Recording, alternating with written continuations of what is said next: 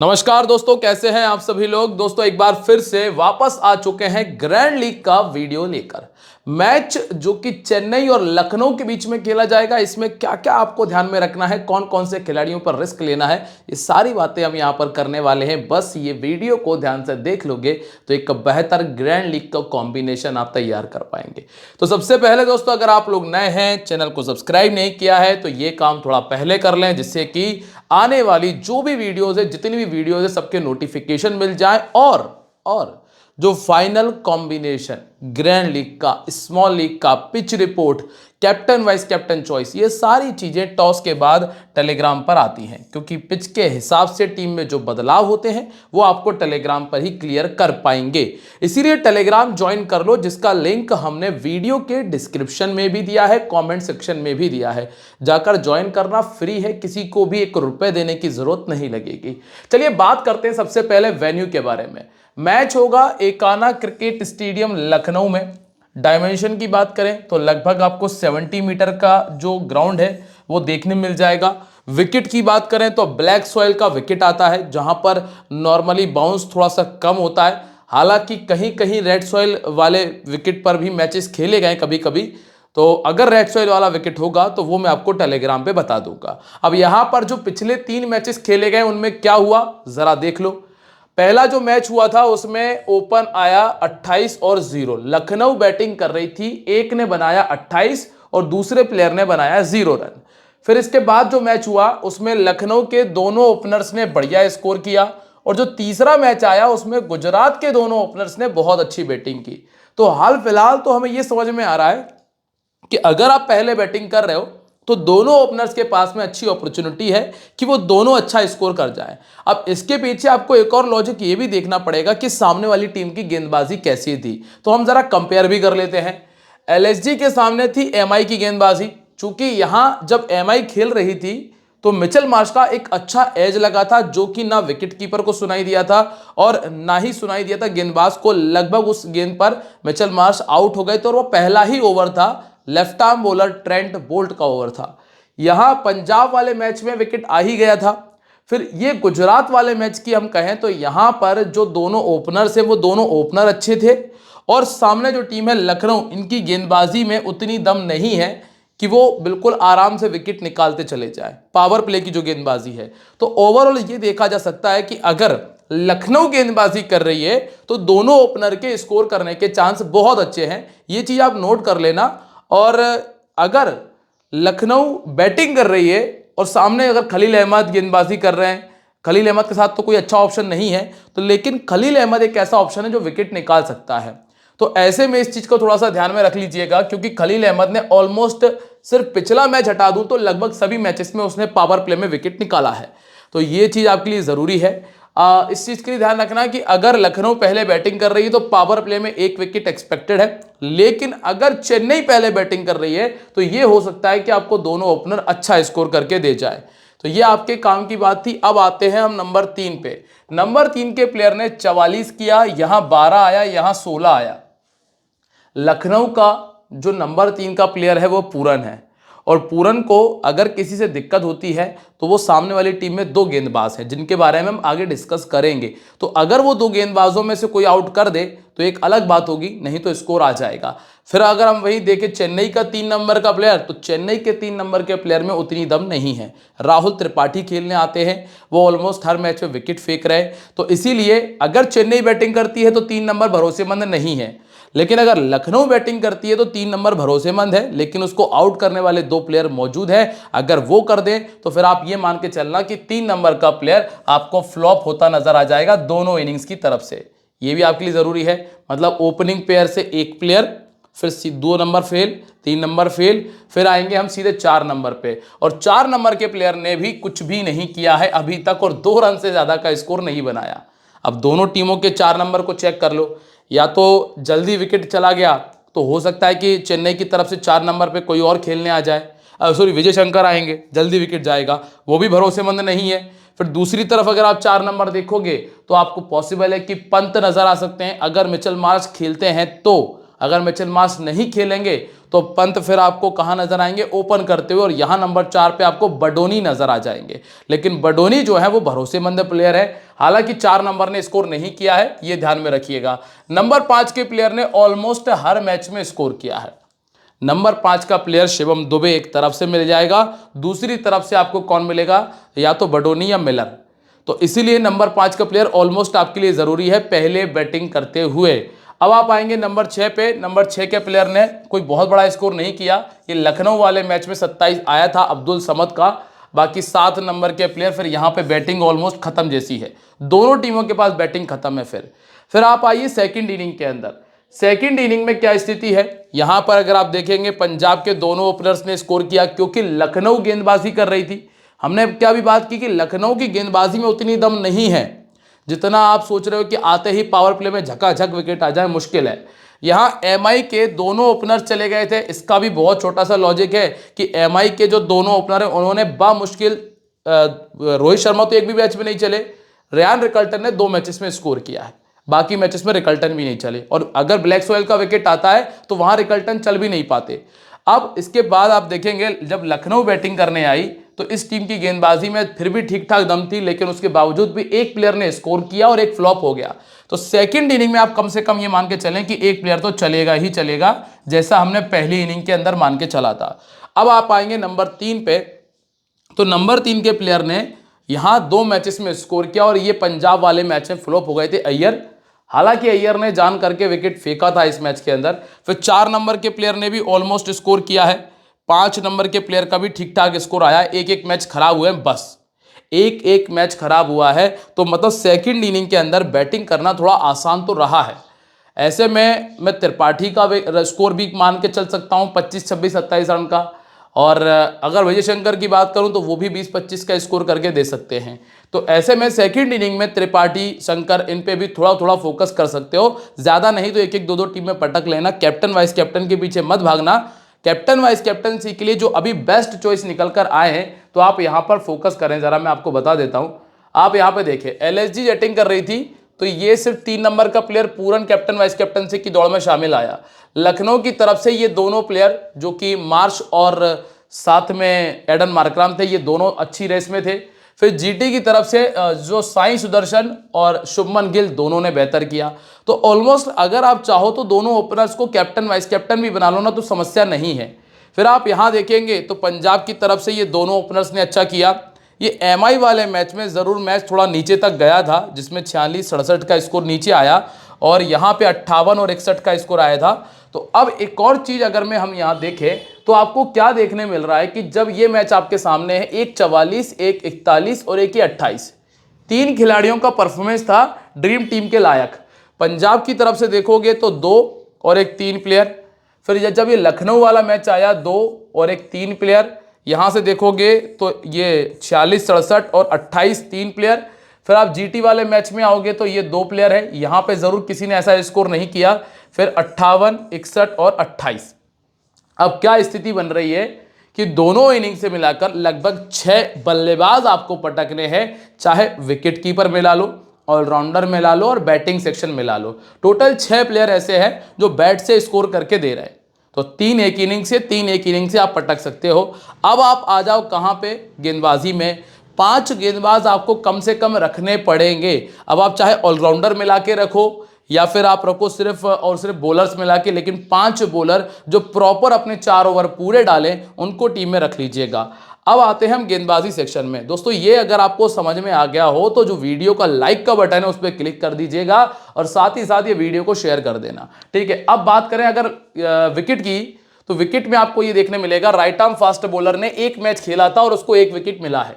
Right arm medium ने तीनों matches में मिलाकर टोटल निकाले हैं 8 विकेट्स। कितने विकेट्स, मतलब पर मैच लगभग 2 विकेट, है ना। इसके बाद लेफ्ट आर्म फास्ट बॉलर को 1 match 1 wicket, left arm medium total 4 wickets निकाले हैं। तो लेफ्ट आर्म मीडियम ने भी हर मैच में विकेट निकाला है इस मैदान के ऊपर।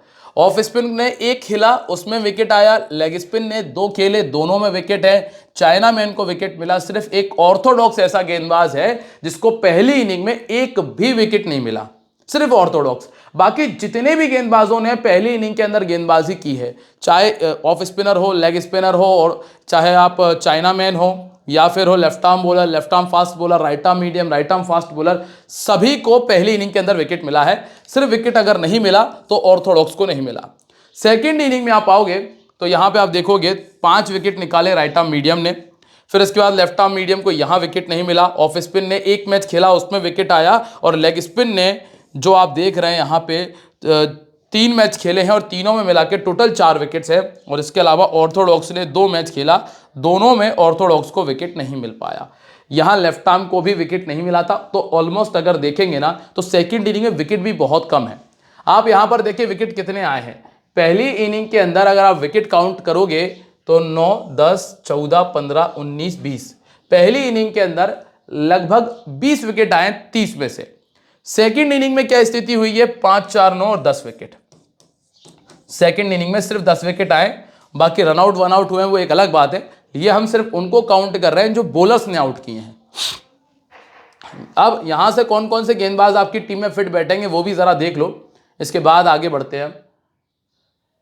क्लियर हो जा भाई, क्लियर हो जा। राइट आर्म मीडियम रख लो भाई, विकेट निकाल रहा है हर मैच में लगभग 2 विकेट। लेफ्ट आर्म मीडियम ने ऑलमोस्ट हर मैच में विकेट निकाला है, लेफ्ट आर्म मीडियम नहीं छोड़ना।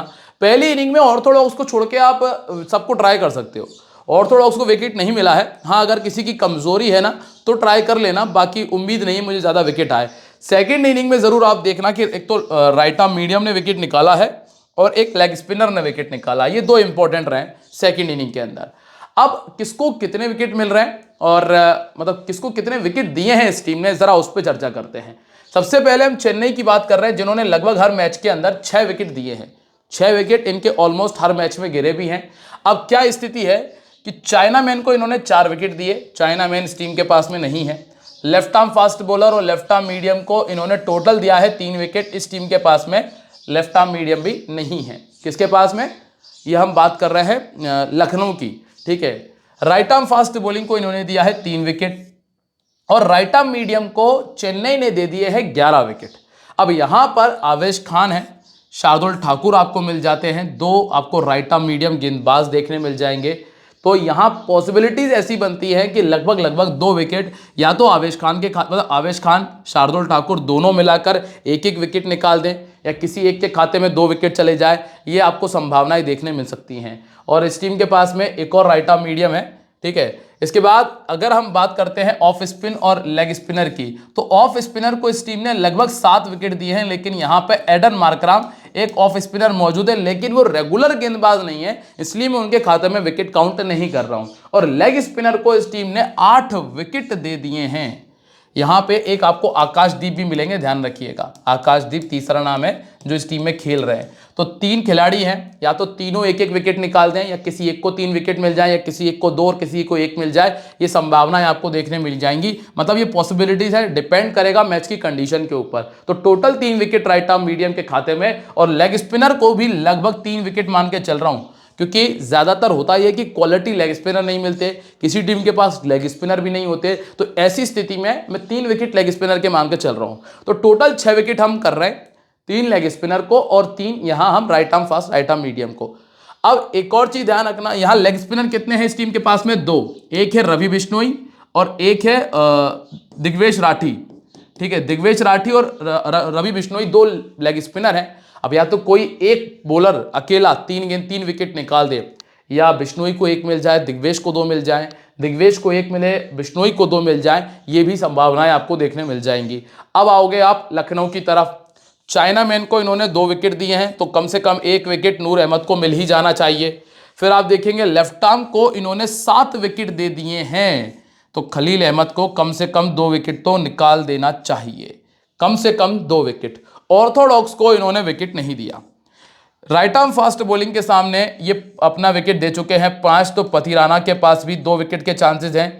अंशुल कंबोज यहां पर मौजूद है, 6 विकेट आए हैं। राइट आर्म मीडियम चूंकि हर टीम में 2 होते हैं, इसलिए मैं यहां 1 विकेट करके चल रहा हूं। और लेग स्पिनर के विकेट भी मैं काउंट कर रहा हूं नूर अहमद के खाते में, तो नूर अहमद के विकेट बढ़ाकर 2 में कर देता हूं। तो 2 विकेट, 4 विकेट, 6 विकेट और 7 विकेट तक ये टीम निकाल सकती है, कम से कम 7 विकेट तक, ठीक है। और वैसे इस टीम के उतने विकेट जा नहीं रहे, ऑलमोस्ट 4 या 5 ही विकेट देखने मिलते हैं। अब इनका बैटिंग ऑर्डर चेक कर लो। पिछले मैच में ऋषभ पंत आए थे, अगर मार्श वैसे तो इंजर्ड थे नहीं, उनकी कुछ बच्ची की शायद तबीयत खराब थी, इस वजह से नहीं खेले थे, तो पॉसिबिलिटीज है कि मार्श वापस आ जाएंगे और ऋषभ पंत वापस आपको 4 नंबर पे नजर आएंगे।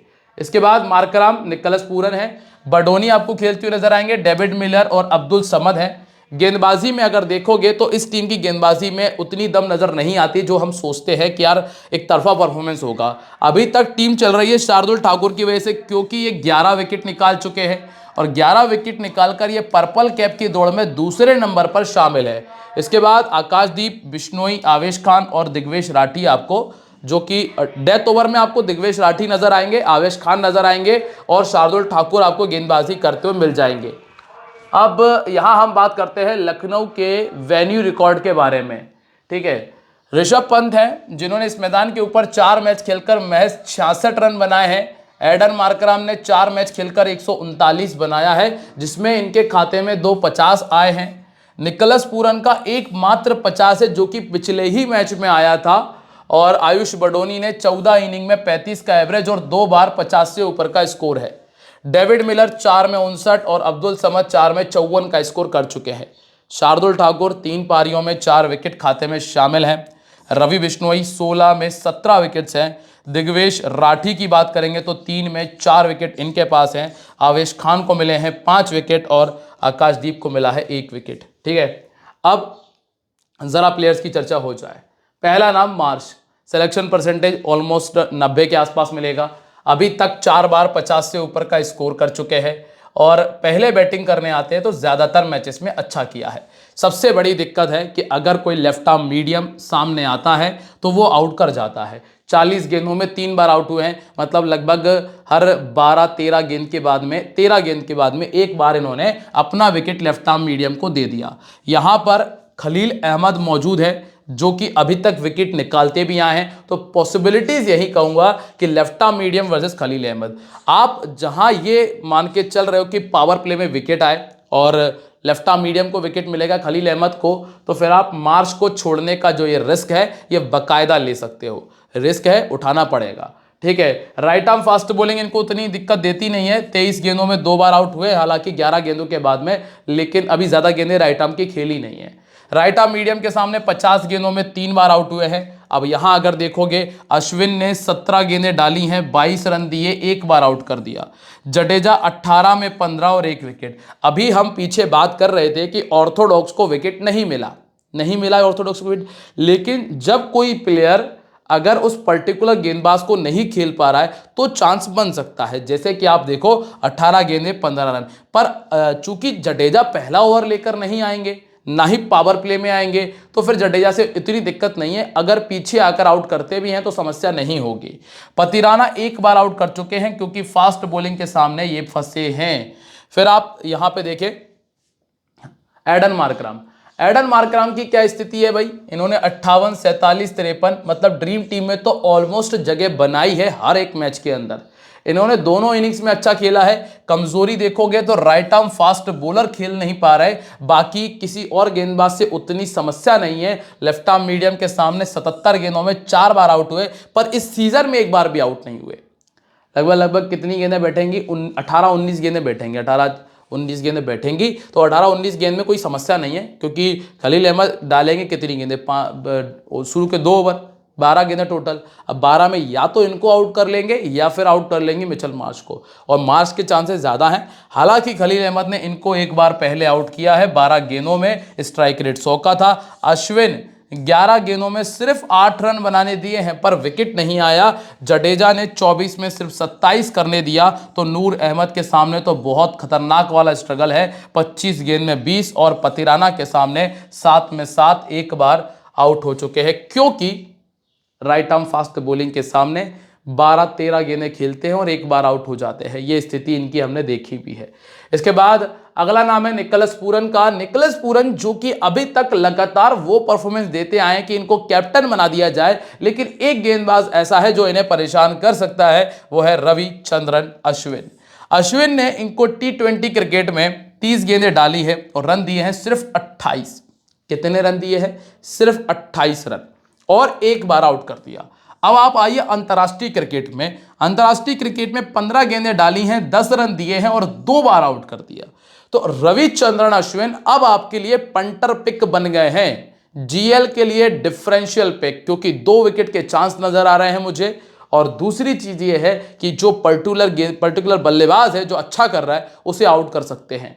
इसके अलावा खलील अहमद, इनको 2 बार आउट कर चुके हैं, लेकिन स्ट्राइक रेट देखो आप कुछ मत देखना, यहां मैं आपको 2 चीज दिखा रहा हूं, जरा देखो आप।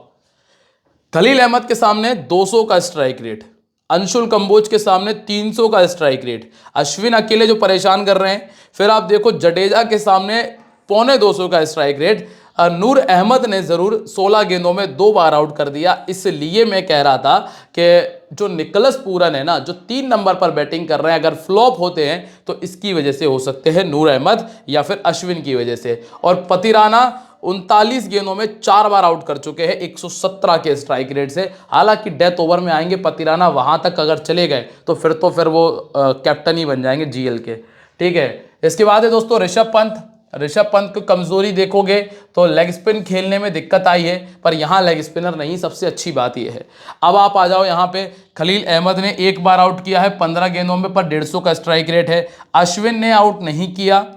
जडेजा ने 2 बार आउट किया है 49 गेंदों में, पर 49 गेंदें लगभग 8 ओवर में 2 बार आउट करना कोई बड़ी बात नहीं है। पतिराना ने 9 गेंदों में आउट किया है, ये अच्छा है, लेकिन डेथ ओवर में किया होगा तो वो भी मैं काउंट नहीं कर रहा हूं। तो पंत इस मैच के लिए आपके लिए डिफरेंशियल का काम करेंगे। जो अभी तक फ्लॉप चले आ रहे थे, इनको आउट करने वाला गेंदबाज मौजूद नहीं है, ऐसे में पंत के स्कोर के चांसेस अच्छे हैं जीएल में ट्राई करना। अब आप आओगे डेविड मिलर पे। डेविड मिलर, इनको दिक्कत आती है जब कोई चाइनामैन सामने आ जाता है। आप नूर अहमद देखो 3 बार आउट कर चुके हैं, अश्विन ने 3 बार आउट किया है, लेकिन 84 गेंदें इस्तेमाल की हैं और 84 गेंदें ज़्यादा हो जाती हैं, इसलिए मैं इनको नहीं जोड़ रहा हूं। और जडेजा ने 2 बार आउट किया है, पर इन्होंने भी 70 गेंदों का इस्तेमाल किया, तो मैं इनको भी नहीं जोड़ रहा हूं। बस जोड़ रहा हूं तो नूर अहमद के 37 गेंदों में 3 बार आउट, क्योंकि 37 में 3 बार मतलब 6 ओवर में 3 बार आउट करना ये बड़ी बात है। इसीलिए नूर अहमद अकेले ऐसे प्लेयर है जो इनके लिए खतरा बन सकते हैं, बाकी और कोई ऐसा गेंदबाज है नहीं। तो अभी के लिए अगर नूर अहमद, जिनके कैप्टन बनने के चांसेस बढ़ते जा रहे हैं ग्रैंड लीग के अंदर, क्योंकि कम से कम 3 विकेट के मौके इनके पास हैं जो इजी वे में आराम से ले सकते हैं, क्योंकि वो बल्लेबाज इनसे बहुत ज़्यादा परेशान है। विकेट से मदद है वो तो एक अलग ही बात है। फिर इसके बाद आप आओगे आयुष बडोनी पे।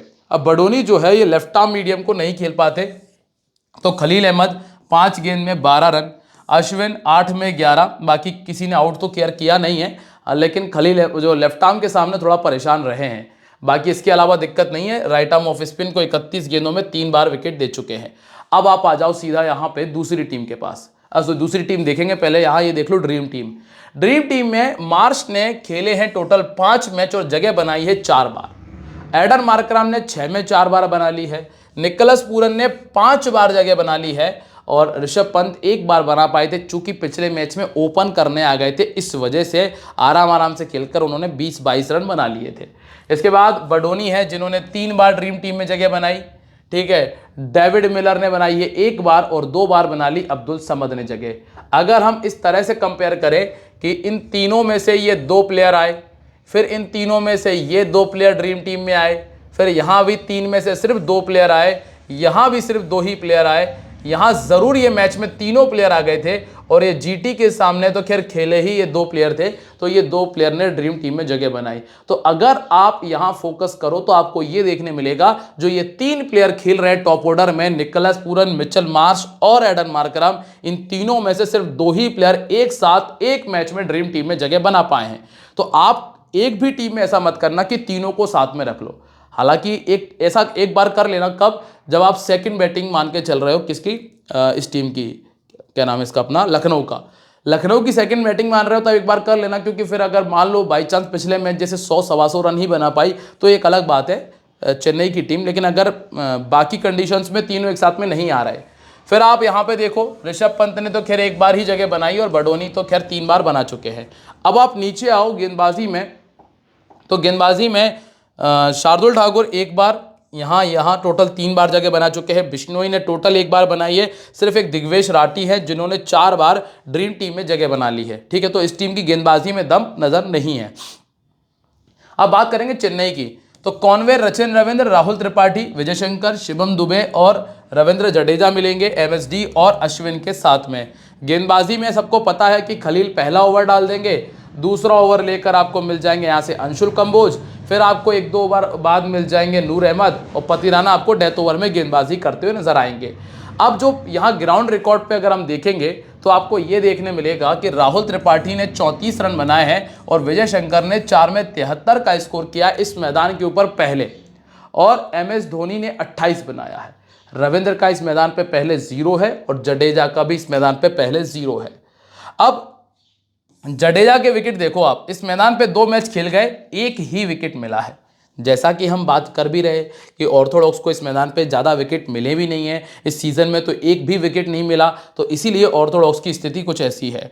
पतिराना 2 पारी में 3 विकेट है, नूर अहमद 2 पारी में 2 विकेट है और खलील अहमद के 2 में 4 विकेट्स है, क्योंकि लेफ्ट आर्म को लगभग हर मैच में विकेट मिला है। अब आप आएंगे पहले नाम रचिन रविंद्र पे। रचिन रविंद्र अभी उतना कुछ खास करा नहीं है, 1 में 65, 41 और 36 है। अच्छी बात यह है कि सामने वाली टीम की गेंदबाजी में दम नहीं है। ठीक है, और हाल फिलहाल में इनमें से किसी को इन्होंने पहले नहीं खेला, इनको ज़्यादातर आउट करता है लेफ्ट आर्म मीडियम, पर यहाँ लेफ्ट आर्म मीडियम नहीं है। फिर इनको आउट करने कौन आता है, राइट आर्म फास्ट बॉलिंग, वो भी यहाँ पर मौजूद नहीं है। लेग स्पिन इनको आउट करती है, तो लेग स्पिन है यहाँ पे दिग्वेश राठी और रवि बिश्नोई। या तो ये चले जाएंगे चौथे 5वें ओवर में जब दिग्वेश राठी अपना पहला ओवर डालते हैं, अगर वहां नहीं गए तो फिर 7वें 8वें ओवर के आसपास विकेट जाएगा, मतलब तब तक ड्रीम टीम में तो ऑलमोस्ट जगह बन जाएगी। या फिर ये भी हो सकता है कि जब एक बार बॉल आई सेट हो जाती है बल्लेबाज की तो फिर उतनी दिक्कत आती नहीं है, तो ये भी मान लेना कि अगर विकेट आएगा तो चौथे या 5वें ओवर में आ जाएगा या फिर विकेट नहीं आएगा फिर। ठीक है, बाकी इनको और किसी से उतनी दिक्कत नहीं है। इसके बाद नंबर 2 पर आपको मिलेंगे डेवॉन कॉनवे, सेकंड इनिंग बहुत अच्छी खेलते हैं। कमजोरियों की बात करेंगे तो यहाँ पे लेफ्ट आर्म मीडियम दिक्कत है जो यहाँ मौजूद नहीं है। फिर इसके बाद इनकी और कोई समस्या है नहीं, और शार्दुल ठाकुर ने 1 बार आउट किया है 9 गेंदों में और किसी ने आउट किया भी नहीं है, समस्या है भी नहीं, मतलब कॉनवे कैप्टनसी का काम कर सकते हैं। ठीक है, नंबर 3 पर आ जाओ। अब यहाँ है राहुल त्रिपाठी। इनको दिक्कत क्या है कि लेफ्ट आर्म खिला दो तो आउट, फिर इसका राइट आर्म खिला दो तो आउट है। ऑफ स्पिन के सामने चलो 44 गेंदों में 2 बार आउट हुए हैं। आवेश खान ने 17 गेंदें डाली, 1 बार आउट कर दिया। शार्दुल ठाकुर ने 18 गेंदें डाली, 1 बार आउट कर दिया। बिश्नोई ने 30 गेंदें डाली, 2 बार आउट कर दिया। मतलब जो भी आया है उसने कहीं ना कहीं आउट तो किया है, इसलिए राहुल त्रिपाठी आपके लिए एक तरह से रिस्की पिक है, रिस्की पिक। चीजें आपको समझ में तो आ रही है ना? अगर आ रही है तो कमेंट करके बता दो मुझे, और बस ध्यान से नोट करते चला करो सारी चीज़ें जो हम डिस्कस कर रहे हैं। मेरा ये नहीं कि मैं पढ़ के चला जाऊँ, सुना के चला जाऊँ, नहीं, सुनो ध्यान से क्या बातें हो रही है। ठीक है, शिवम दुबे के बारे में बात करेंगे। अब दुबे की क्या स्थिति है कि भाई देखो, इनको अभी हाल फिलहाल में तो ऐसी कोई समस्या किसी गेंदबाज से तो नहीं है। हालांकि पिछले मैच में इंजर्ड हुए थे। आवेश खान ने 4 गेंदें डाली हैं, 2 बार आउट कर दिया। आवेश खान थोड़ा सा परेशान कर सकते हैं, बाकी किसी और ने आउट किया नहीं है, तो शिवम दुबे ऑलमोस्ट आपकी ज़्यादातर टीमों में रहेंगे। फिर आप इसके बाद अगला कॉम्बिनेशन अगली टीम, अगला नाम विजय शंकर, ये लेग स्पिन को नहीं खेल पाते हैं, और जब ये बैटिंग करने आएंगे तो दिग्वेश राठी और बिश्नोई आएंगे। हालांकि बिश्नोई ने आउट नहीं किया है, पर 13 गेंदों में सिर्फ 6 रन दिए हैं। आप इससे भी समझ सकते हो कि क्या स्थिति है। इसके बाद अगला नाम है जडेजा का। जडेजा को भी लेग स्पिनर ने आउट किया है, और लेग स्पिनर यहाँ पे बिश्नोई है, दिग्वेश राठी है। इसके अलावा और किसी ने इतना परेशान किया नहीं है। हालांकि लेग स्पिनर ने भी उतना परेशान नहीं किया, तो यहाँ रविंद्र जडेजा से 15-20 रनों की उम्मीद है हमें। और अंतिम नाम है एमएस धोनी का। ये जितने कर दें उतने बोनस वाली सिचुएशन है, तो एमएस धोनी को आप कुछ एक आध टीम में रख लीजिएगा। चलिए, अब यहाँ से आते हैं हम सीधे और बात कर लेते हैं सबसे पहले ड्रीम टीम के बारे में। तो ड्रीम टीम में रचिन रविंद्र ने 3 बार जगह बना ली और 1 बार जगह बनाई है कॉनवे ने। इसके अलावा एक इनका प्लेयर है यहाँ पे शिवम दुबे, जिसने 2 बार जगह बनाई। जडेजा ने 3 बार और धोनी ने 4 बार ड्रीम टीम में जगह बनाई है। तो अगर आप ये सोच रहे हो कि मैं एमएस धोनी को छोड़ दूं, तो ये भी एक गलती हो सकती है। अब आप गेंदबाजी देखोगे तो गेंदबाजी इनकी ठीक है, पतिराना, नूर अहमद और खलील अहमद। ये 3 प्लेयर ऐसे हैं जो 4-4 बार ड्रीम टीम में जगह बना चुके हैं। तो अगर कहीं जीतेगी ये टीम तो इन्हीं के दम पे जीतने वाली है। अब बात करेंगे दोस्तों उन कोर प्लेयर्स के बारे में जिनके चांसेस हैं कि जो आपको ड्रीम टीम में नजर आ जाएंगे। नूर अहमद, शार्दुल ठाकुर, दिग्वेश राठी, एडन मार्कराम और डेवॉन कॉनवे, ये मेरे सबसे ज्यादा चांसेस वाले प्लेयर हैं जो ड्रीम टीम में आ जाएंगे। अब बचे रचिन रविंद्र और निकोलस पूरन। निकोलस पूरन के साथ दिक्कत है कि एक नूर अहमद और एक रविचंद्रन अश्विन, ये 2 गेंदबाज ऐसे हैं जो इनके लिए समस्या खड़ी कर सकते हैं। तो जैसे ही ये बैटिंग करने आएंगे ये गेंदबाजी करने आएंगे, या तो ये आउट हो जाएंगे और अगर नहीं हुए तो फिर ये ड्रीम टीम में आएंगे। वैसी ही स्थिति रचिन रविंद्र की है। रचिन रविंद्र जब चौथा ओवर बैटिंग करेंगे तब दिग्वेश राठी गेंदबाजी करेंगे, या तो ये विकेट आ जाएगा नहीं तो ये ड्रीम टीम में आ जाएंगे। बस ये 2 ही कंडीशन है और 2 ही प्लेयर है, ऐसा नहीं कि हर कोई आकर परेशान करेगा, इसीलिए ये 7 नाम यहां पर मौजूद है। फिर आप आ जाओ अब कॉम्बिनेशंस पे, जिसमें पहला कॉम्बिनेशन पूरन और Rachin Ravindra captain vice captain है। डेवॉन कॉनवे, शिवम दुबे और आर अश्विन को रखा है, आर अश्विन की बैटिंग के प्रमोशन की वजह से। यहाँ पे शार्दुल ठाकुर, आवेश खान और दिग्वेश राठी हैं, एडन मार्कराम और मिचेल मार्श है। ठीक है, एक टीम ऐसी बनाई है जिसमें ऊपर के तीनों प्लेयर मैंने शामिल किए। जैसा मैंने आपसे कहा था कि अगर बाई चांस रन ही उतने बन पाए 100-125 रन के आसपास। अब आप इधर आ जाओ, जब आप यहां देखेंगे मैंने पूरन को कैप्टन किया है, वाइस कैप्टन मैंने मार्कराम को किया, मिचेल मार्श को छोड़ा है। अगर खलील अहमद ये विकेट निकाल देते हैं तो यहां से कॉनवे, शंकर, दुबे, अश्विन, जडेजा, इनको बैटिंग के लिए रखा है, बॉलिंग के लिए नहीं रखा। आवेश खान, आकाशदीप और दिग्वेश सिंह राठी, ये वो कॉम्बिनेशन हमने तैयार किया। आप चाहो तो इनमें से एक को हटाकर एमएसडी को कर सकते हो। ठीक है, फिर आप आ जाइए ये एक और कॉम्बिनेशन पे जहां पर आप देखेंगे निकोलस पूरन है, Devon Conway, Rishabh Pant, David Miller, Mitchell Marsh, Shardul Thakur, Khaleel Ahmed, Bishnoi, Digvesh Rathi और नूर अहमद है। नूर अहमद हमारे कप्तान, वाइस कैप्टन दिग्वेश राठी है। यहां मैं ये मान के चल रहा हूं कि लखनऊ पहले बैटिंग कर रही है। लखनऊ पहले बैटिंग कर रही तो ऑलमोस्ट इन सबकी बैटिंग आने के चांसेस बढ़ जाएंगे, इसीलिए मैंने नूर अहमद और खलील अहमद दोनों को रखा है। ठीक है, अब जब ये पूरी बैटिंग खत्म होगी और सामने वाली टीम बैटिंग कर रही है चेन्नई की, तो मैं सिर्फ डेवॉन कॉनवे से स्कोर की उम्मीद कर रहा हूं, बाकी सब कोलैप्स की स्थिति में नजर देख रहा हूं। ठीक है, या और 5 बॉलर जैसा कि डिस्कस किया था, 6 बल्लेबाज, जैसा कि हालांकि दोनों इनिंग से 3-3 रखने थे, पर दूसरी इनिंग में ऐसे बल्लेबाज होने भी तो चाहिए। अब यहां से आ जाओ तो कॉनवे और रविंद्र, अगर कहीं जीत ही जाए, अगर कहीं जीत ही जाए आरसीबी कह गया चेन्नई की टीम, तो जीतेगी इन दोनों, या तो इन दोनों बल्लेबाजों की दम पे या फिर इन दोनों गेंदबाजों की दम पे, और अश्विन को मिला लेना। या तो इन गेंदबाजों की दम से जीतेगी, ये जो गेंदबाज आपके सामने हैं, या फिर जीतेगी इन दोनों बल्लेबाजों की दम पे। तो बल्लेबाजों को कैप्टन कर लिया, पंत, बेडोनी, यहाँ पे हिम्मत सिंह को टीम में रखा है, डेविड मिलर और बिश्नोई 1 विकेट के लिए रख लिया कि अगर बाई चांस नीचे जाकर 1 विकेट आ ही जाए लास्ट में जाके। ठीक है, और एक अंतिम जो कॉम्बिनेशन तैयार किया है जिसमें फाइनली पूरे गेंदबाज पटक लिए भाई, 3 और 4 7 गेंदबाजों के साथ में जा रहा हूं। कप्तान पंत को बना लिया, और यहाँ पे रचिन रविंद्र है, एडन मार्कराम है, रवि बिश्नोई है, आवेश खान, शार्दुल ठाकुर, खलील अहमद, अंशुल कंबोज, दिग्वेश, नूर अहमद और बिश्नोई। अगर गेंदबाज कहर ढा ही जाए तो एक ऐसा भी कॉम्बिनेशन है जो बिल्कुल अतरंगी कॉम्बिनेशन है। तो उम्मीद करता हूं कि सारी चीजें आपको समझ में आ गई होंगी, सब कुछ आप लोगों ने ध्यान से देख परख लिया होगा। आप वीडियो अच्छा लगा है लाइक कर दो, कमेंट कर दो, शेयर कर देना। मिलूंगा दोस्तों मैं आप लोगों से अपनी अगली वीडियो में एक बार फिर, तब तक के लिए बाय, और ध्यान रखो हमेशा this game may be habit forming और financially risky, so please play responsibly. मिलते रहेंगे आप लोगों से अपनी अगली वीडियो में, तब तक के लिए बाय, जय हिंद, जय महाकाल।